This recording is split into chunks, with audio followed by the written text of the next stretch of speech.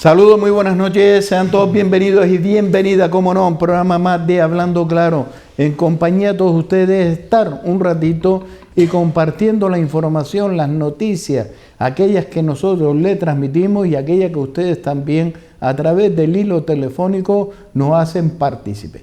Gracias por estar con nosotros y por quedarse en casa. Don Francisco Dávila, muy buenas noches, Paco. ¿Cómo estamos? Pues nada, otra noche acompañándote aquí en tu programa para poder informarle a toda la sociedad que entiendo que estará en sus casas y bueno, pues y muchos pasarán el tiempo viendo la tele, ¿no? Por lo tanto, intentarle la mayor información posible y lo más transparente posible. Por supuesto. Y llevarle a ustedes la información, por supuesto, información que nos va llegando a nuestra mesa de redacción, la cual queremos compartir con ustedes. Sí, yo quería comentar porque hoy mismo hubo un tema en la rueda de prensa que el gobierno todos los días tiene. Parece ser que los periodistas se levantan contra el control de las preguntas de la Moncloa. Es decir, una pregunta por medio, sin derecho a repregunta, la norma impuesta por la secretaria del Estado de Comunicación para la rueda de prensa, sin periodista en la sala, dificulta el trabajo del gremio y limita el derecho de la información. Efectivamente. La pregunta que envían los distintos medios del chat habilitado por el Ejecutivo tiene que pasar el filtro de la secretaria del Estado, que es la que elige qué pregunta se hace. La que dicen que es guapo el gobierno y que bien lo hace. ¿Cuántas se hace y cómo se plantea? Y es que en alguna ocasión las que se lee se cortan, evitando entrar en detalle y además si el tema no interesa no se toca. Este mecanismo unido a la proliferación de las ruedas de prensa que marca la programación de Canal 24 Horas de Radio Televisión Española en los espacios informativos de la cadena privada, da una falsa sensación de transparencia. El secretario de Estado elige qué pregunta se hace, cuántas se hace y cómo se plantea. No quiero seguir leyéndole mucho, pero esta es una nota que lo llega. ¿Qué es lo que está pasando con este tipo? Por lo tanto, entiendo que este gobierno está censurando las preguntas que le hacen los periodistas. Y esto no es transparencia. Y esto no es serio.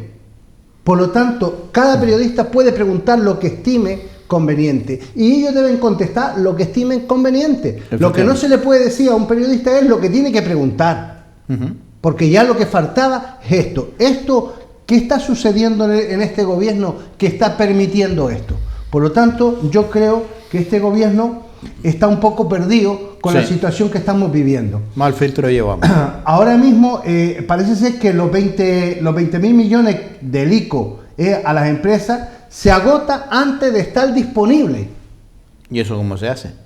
Pues que la cantidad que le ha llegado ya se agota.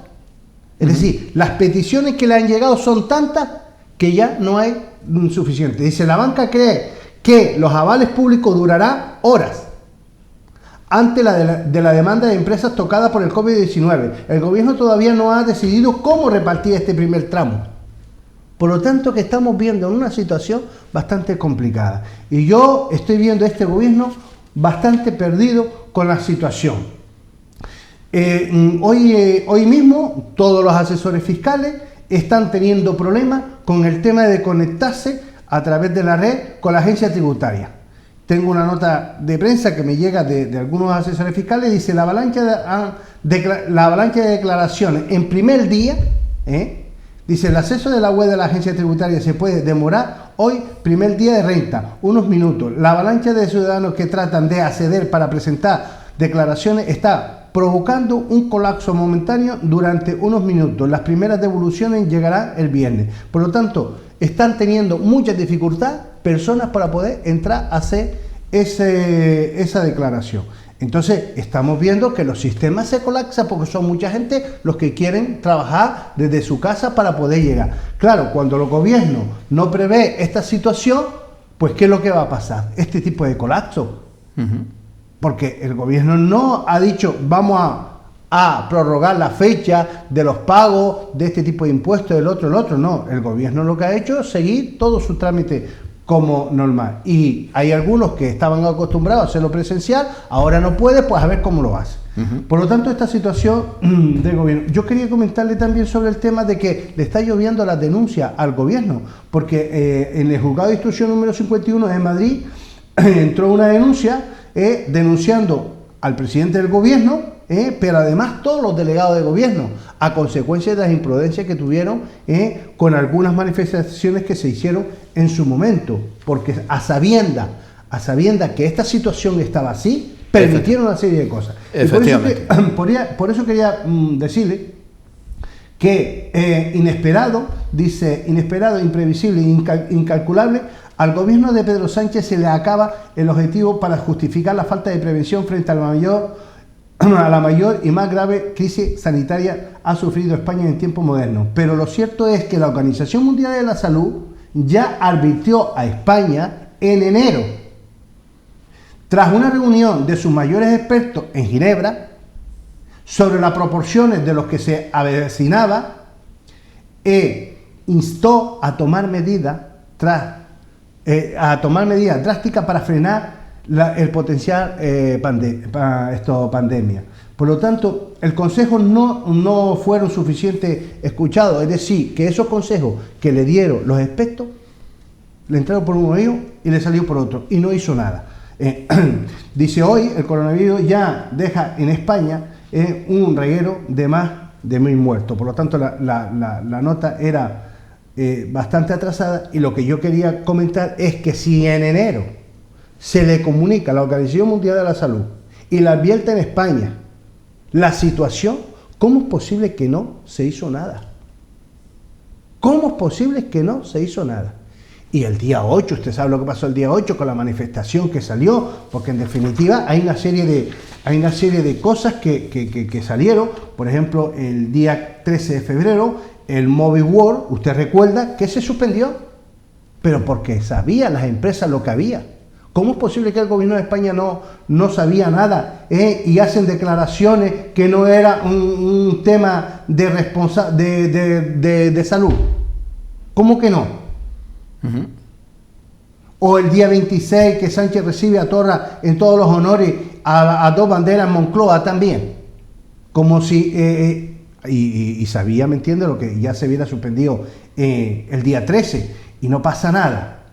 Hay una serie de días que el gobierno, teniendo conocimiento de todo esto, permitió una serie de temas que uno ahora se queda, pero ¿cómo es posible?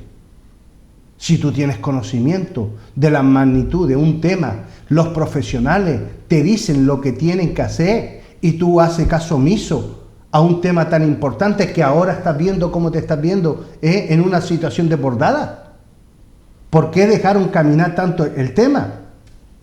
Son cosas que desde luego no se entiende, y hay mucha gente cabreada, incluso votantes del propio Partido Socialista, por no tener esta precaución cuando la información que le estaba llegando al gobierno era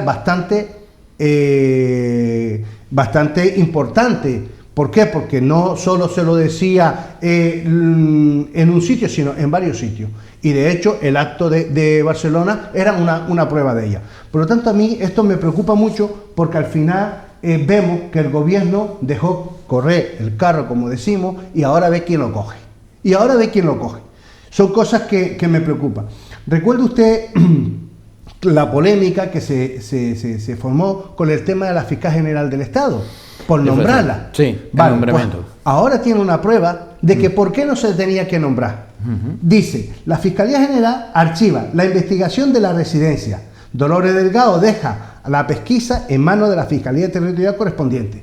Claro, porque esto podía ser.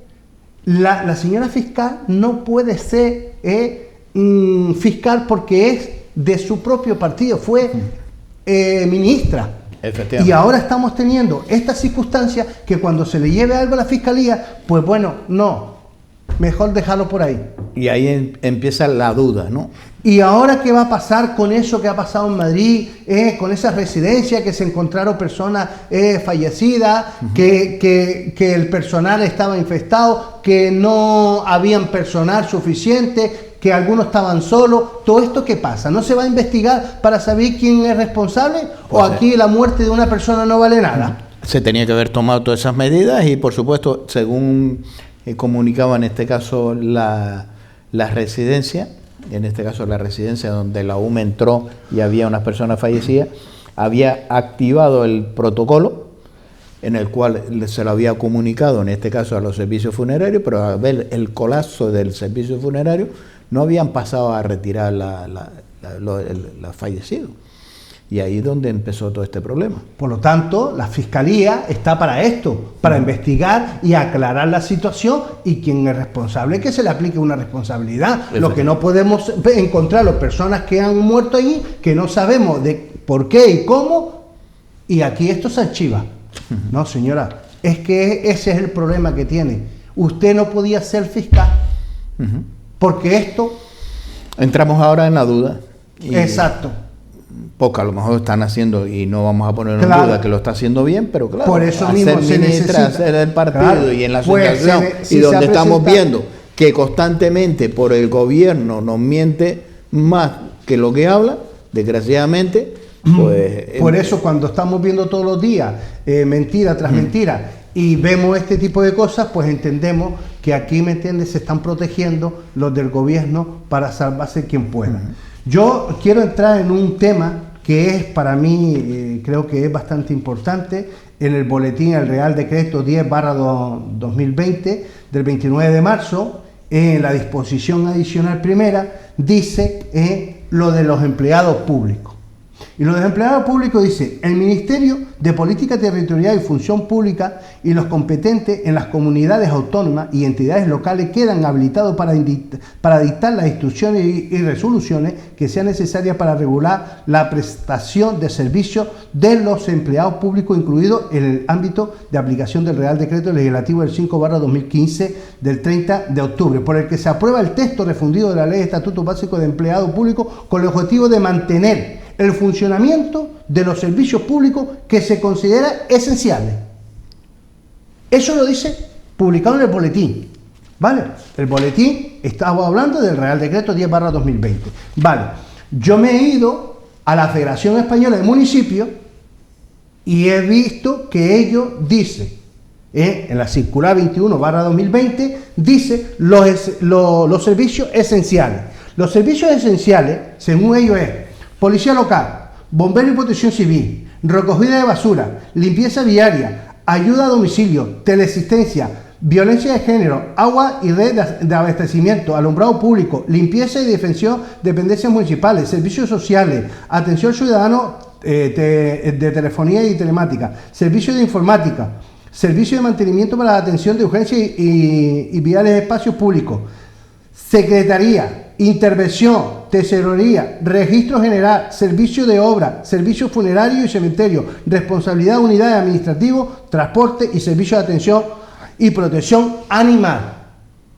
Y yo, viendo esto, veo que en algunos ayuntamientos los que trabajan son los servicios que tiene contratados. Por ejemplo, basura. Todos los ayuntamientos la tienen subcontratada, por lo tanto, están prestando el servicio. Limpieza viaria. Todos los ayuntamientos tienen subcontratado la limpieza viaria, presta el servicio.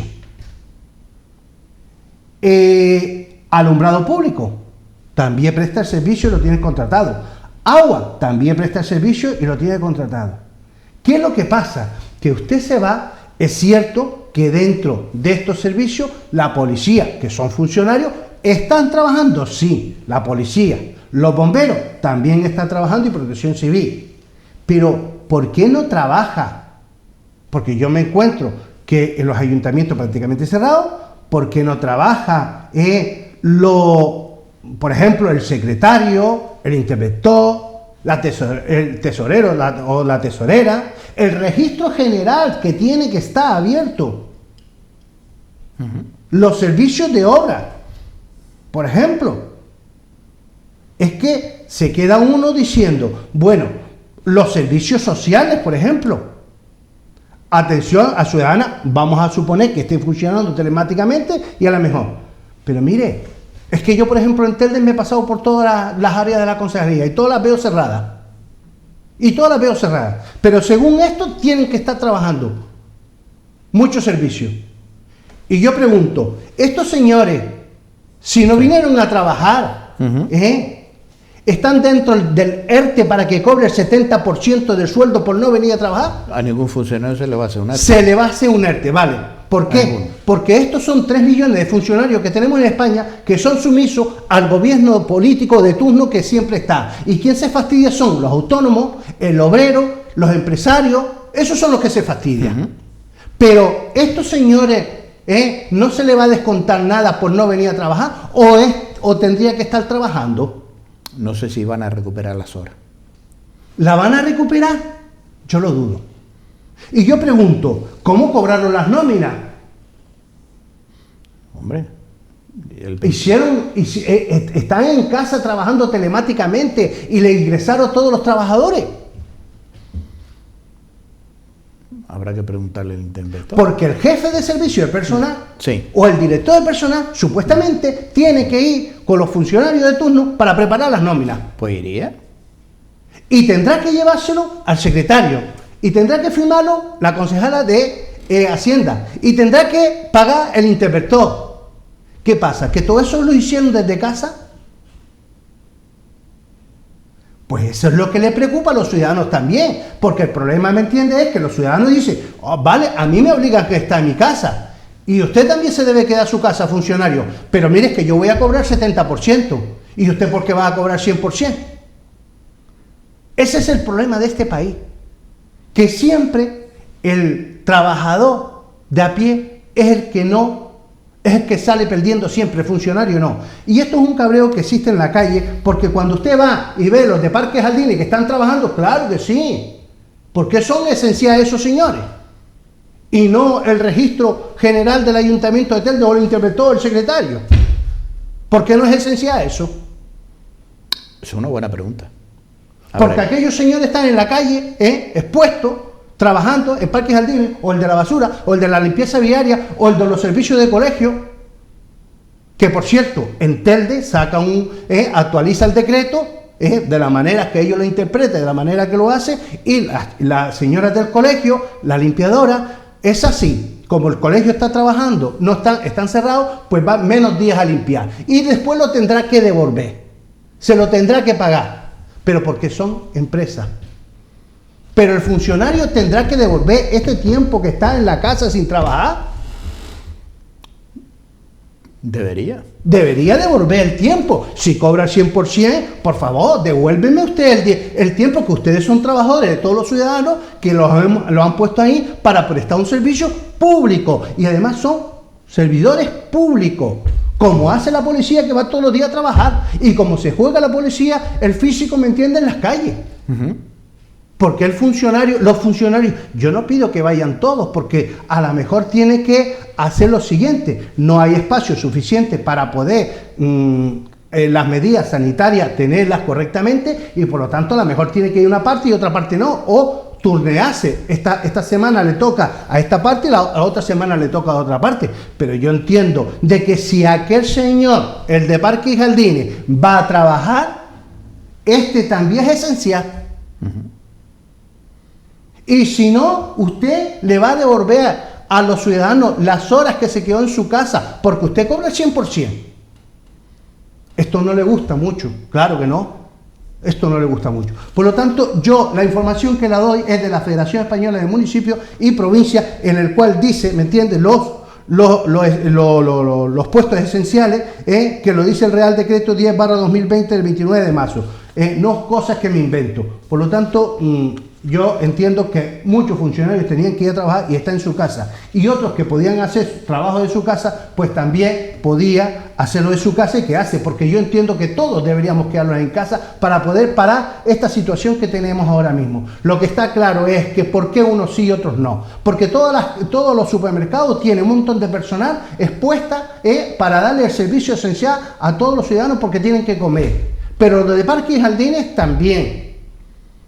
Y así muchos trabajadores que están saliendo a hacer porque dicen que son esenciales. Por lo tanto, son cosas que yo no entiendo a veces.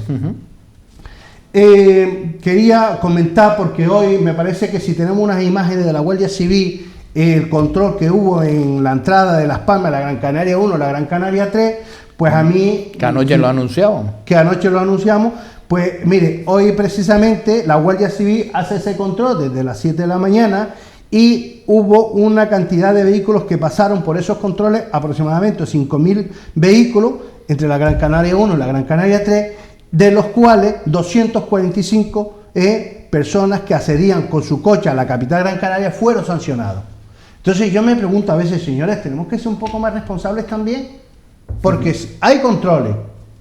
Y si no están justificados esas personas donde van a ir, pues oigan, eviten este tipo de cosas. Ahora tiene una sanción. ¿Y ahora qué pasa?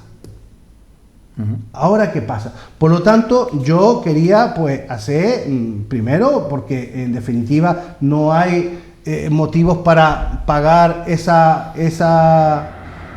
sanción, pero tampoco deberíamos salir. Es decir, ahí vemos que ayer se hizo ese control en la parte norte de Gran Canaria, por lo tanto se sabía, y que nosotros los anunciamos, de que hay personas que no deberían salir de sus casas porque no está justificada, y si no está justificada, lo que mejor es quedarlo en casa y evitamos todo esto, porque yo entiendo de que todos los que se puedan quedar en casa, que se queden. Pero es verdad que tenemos que prestar unos servicios mínimos y esenciales, como dice el gobierno, que se requiere de poder, ¿me entiende?, prestar los servicios, como puede ser el transporte de alimentación, la recogida de residuos, en fin, todos estos servicios tienen que ser de tal.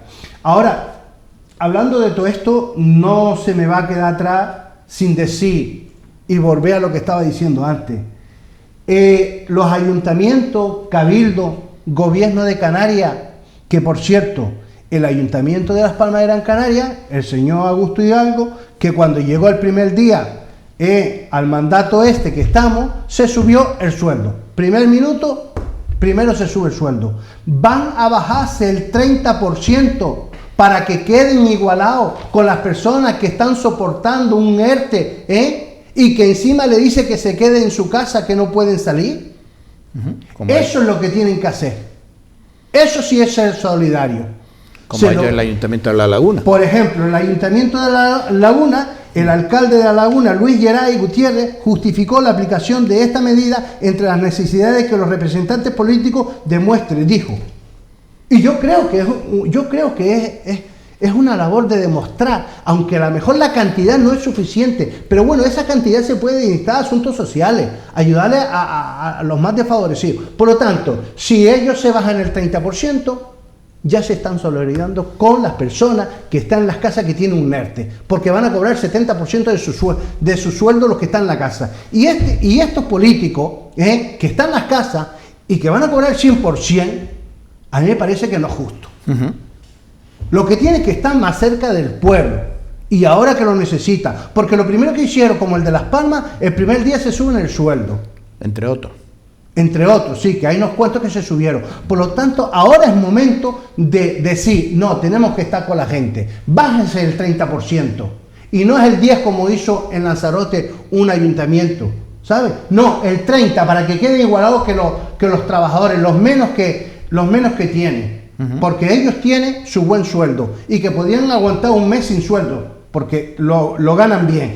A mí esto me gustaría que tomaran en cuenta los políticos y hicieran esa labor con eso. Pues nos vamos a ese vídeo del colapso que usted anunciaba esta mañana a partir de... Bueno, anoche entraba en vigor el uso de la Gran Canaria 1 para los vehículos pesados y de emergencia y sanitario, y la Gran Canaria 3 para el resto de los vehículos.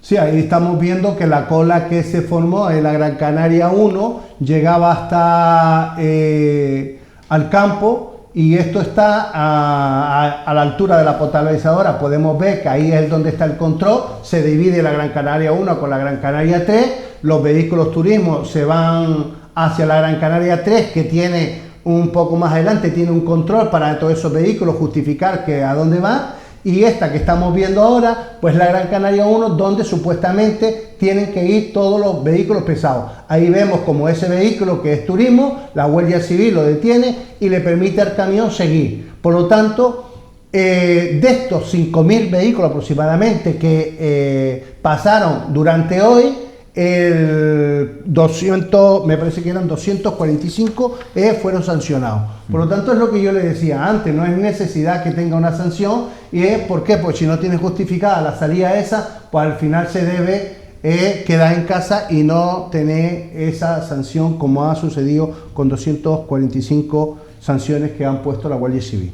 Efectivamente. La fluidez, la seguridad es lo que tenemos que llevar a cabo. Yo, a raíz de lo que decía antes también, pues mire, Nueva Canaria entre dos le pide al gobierno municipal, el PP y PSOE, que se rebajen los sueldos al 33%.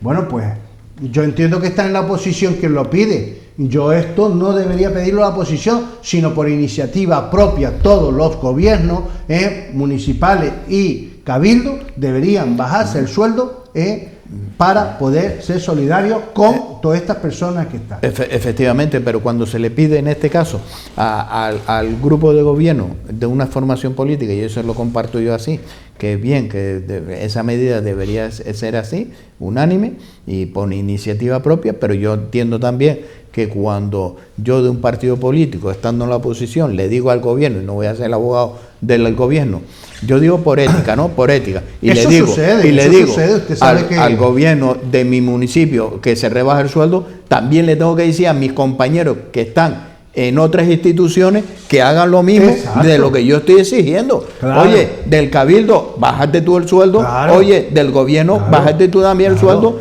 y demuéstrame que lo que yo le voy a pedir ahora a mi grupo de gobierno que gobierna en mi municipio, es que lo estamos haciendo nosotros en todos lados. Eso es lo que quiero que la gente entienda, que no son coherentes. Ahora la oposición le dice al gobierno que se lo baje, pero mire, y los que están gobernando de su partido en otra institución no se lo han bajado.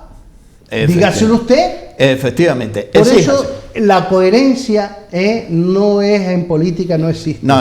El populismo. Cuando yo estoy en la oposición, yo te digo y cuando esté en el gobierno... El populismo en política no cuaja. El populismo en política no cuaja. Cuando exigimos que alguien se baje el sueldo, también tenemos que dar el ejemplo. Sí. Como nosotros lo hemos hecho, le exigimos a ustedes que se bajen el sueldo. Pues pero claro, si los míos no se lo bajan, ¿con qué ética le vas a decir? Es una de las cosas que sucede en política en muchas cuestiones. Cuando está en la oposición dice una cosa y cuando está en el gobierno dice lo otro. Efectivamente. Por lo tanto, yo creo, desde mi punto de vista, que por iniciativa propia, como ha hecho el Ayuntamiento de La Laguna, que el señor Sánchez preñada convoque el Consejo de Ministros y salga el Real Decreto a las 12 de la mañana o a las 12 de la noche, en el cual todos los cargos públicos se tienen que bajar sueldo y todos los asesores tienen que aplicar su NERE porque no hace falta. Claro. Pero mire, es que ese es el problema y por eso es un cabreo. Un ERE no, vamos a poner un ERTE. Yo, por ejemplo, es lo que yo decía, los funcionarios no van a trabajar. Vale, el que está trabajando telemática y está justificado, ¿me entiende? Perfectamente, que es en su casa y usted cobra el 100%. Pero el que no está trabajando, no puede cobrar el 100% porque es lo que yo le puse antes. ¿Cómo es posible que ahora un señor lo mande a la casa obligatoriamente, y resulta que cobra el 70% y aquel que es funcionario, que tiene un puesto fijo, que nunca lo echa, porque aquí para echar un funcionario es difícil, pues sí cobran el 100%. A mí me parece, ¿me entiende?, que esta diferencia entre las personas no debe existir. Yo quería hablarle también del sector turismo en Canarias. Estima 4.200 millones la pérdida del COVID-19.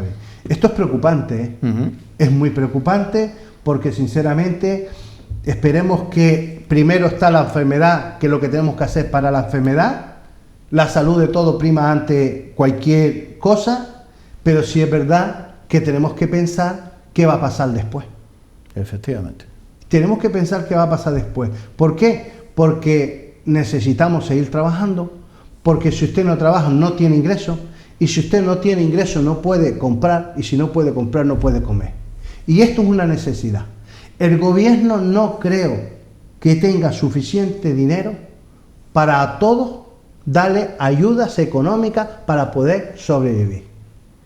El pequeño y mediano empresa hay que intentar de ayudarles para que crean puestos de trabajo, para que le puedan pagar un sueldo, para que puedan comprar y vuelva a funcionar la rueda de la economía. Si no, esto es un problema. Todos en casa, ahora tenemos que estar por una circunstancia obvia, que es el tema del COVID-19, que tenemos que parar el contagio, pero sí tenemos que pensar el después, la que se nos viene. Yo he escuchado algunas empresas y algunos economistas, y la verdad es que es alarmante. Y tenemos que ser conscientes en esto, y el gobierno tiene que aplicar medidas sensatas, coherentes y bien estudiadas, porque no vale hacer un parche para contentar a una serie de personas, y luego, ¿qué pasa? ¿Quién crea empleo? Las empresas. Pues intente no hundir a las empresas. Intente que no se hunda. Si se hunden las empresas no hay trabajo. Y eso es una cosa que la que tenemos que pensar muy bien para poder intentar de ver cómo salimos de esta situación. Yo quería también comentarles algo que ha pasado un poco por el aire, pero es preocupante desde el punto de vista de Canarias. Usted sabe que Marruecos quiere tener una línea divisora entre las aguas Canarias y las aguas Marruecos. Pues bueno, ahí se publica que Marruecos publica su nueva delimitación marítima. Esto está ya avanzado. El gobierno de España no ha dicho nada. ¿Va a decir algo? No ha dicho nada. Yo creo que se ve la malicia que está actuando el gobierno marroquí, pensando en que estamos ocupados con lo que tenemos para poder meter la cuchara y poder estar. Es preocupante porque esto es ya de maldad, y el gobierno con su cónsul o embajada debe intentar de salir al paso y decir qué tienen pensado y cómo se va a desarrollar. Yo no sé si el presidente del gobierno de Canarias ha levantado la voz en esto, porque dice que no se iba a tocar nada, pero ya Marruecos ha aprobado algo.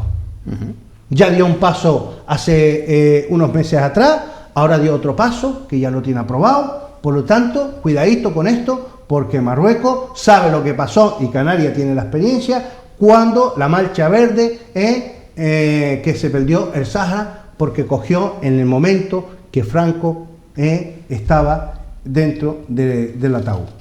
Por lo tanto, tenemos que tener cuidado, y una cosa bastante importante. A raíz de lo que está pasando con el COVID-19, hemos visto que los independentistas le ha pedido ayuda a España, al gobierno español, para que le vaya a ayudar a los militares. Cuando la señora Colau fue a aquella feria, le dijo a los militares: ustedes se deben marchar de aquí. O cuando han salido diciendo que la Guardia Civil se vaya de allí y los militares se vayan de Cataluña. Ahora necesita de las Fuerzas Armadas de España. Este es el problema del independentismo. Efectivamente. Cuando necesito, pido. Y si no me ayuda, ¿me entiendes? Tú eres malo. Pero cuando no necesito, vamos, te echo patada, que es lo que ha pretendido. Por lo tanto, es lamentable que estas cosas pasen en España, para que la sociedad se dé cuenta hasta dónde llega a veces el independentismo, y que al final pues requiere de que todos vivamos en un país sin problema de este tipo, porque todos necesitamos de todo, igual que está pasando en la Unión Europea, que hay una división bastante importante, y la Unión Europea debería estar bastante unida y compartir más muchos temas que están fragmentados en diferentes materias. Por lo tanto, me preocupa. Hombre, también ha salido que el gobierno de Canarias revisará la ley del suelo con los cabildos y ayuntamientos, porque usted sabe que la ley del suelo está en vigor, pero está teniendo una serie de problemas con un montón de ayuntamientos que no saben cómo aplicarla y tal. Y parece ser que está planificando y estudiando cómo solucionar un poco el tema. Yo es que quiero también dejar que esto se habla y se comenta, y no solo del COVID-19, sino hay una serie de cosas que se está estudiando que creo que es muy importante para que con el cambio climático que estamos teniendo, que ustedes ahora mismo con el tema del COVID-19 han visto que la contaminación mucho menos que en cualquier ciudad de España, sea Sevilla, sea Madrid, sea Barcelona, el ambiente está muy limpio porque hay menos contaminación, las aguas también está habiendo menos contaminación, y por lo tanto es importantísimo para que se den cuenta el daño que se hace a veces en el mundo con el tema de la contaminación. Por lo tanto quería pues rescatar eso. Y por último decirle que bueno, que hay supermercados que ya se están adaptando a los sistemas para poder trabajar en tiendas online, que puedan llevarle la mercancía en la casa. Por ejemplo, Hiperdino se adapta a varias de sus tiendas para dar servicio en compra online. Entonces es algo que está surgiendo nuevo, porque se tiene que reinventar muchas empresas de qué manera tienen que trabajar y así poder darle servicio a aquellas personas que realmente pueden hacer ese tema. Efectivamente.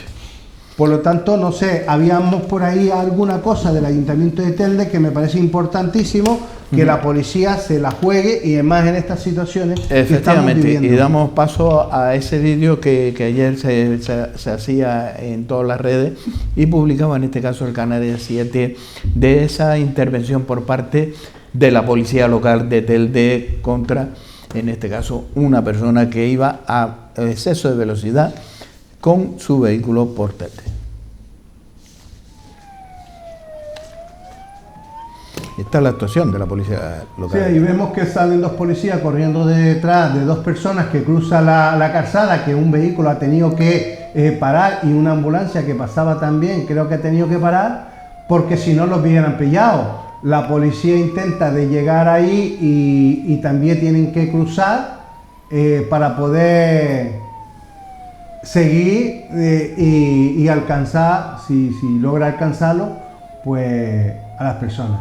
Entonces estamos viendo que esos policías en su trabajo, en su función, se la juegan a veces con estas personas que realmente no deben estar en la calle, y menos en un día como es la situación de alarma que estamos viviendo, haciendo ese tipo de cosas. Por lo cual siempre tenemos que estar solidarios con las fuerzas del orden público, Policía Nacional, Guardia Civil, Policía Local, Policía Autonómica, el Ejército, tanto la UME como la Policía Naval o el Ejército de Tierra, que actualmente lo vemos en nuestras calles, lo vemos en los diferentes controles, y están nada más que velando para que nos quedemos en nuestra casa, para que no existan estos temas, y queremos dar paso a ese homenaje que por parte de la Policía Local de Telde quiere agradecer la solidaridad y la responsabilidad de los vecinos y vecinas, especialmente de esta ciudad de Telde, y sobre todo lo expandimos por toda Canarias y por toda España. Yo quería comentarle, bueno, son las imágenes de la propia policía local de Telde, que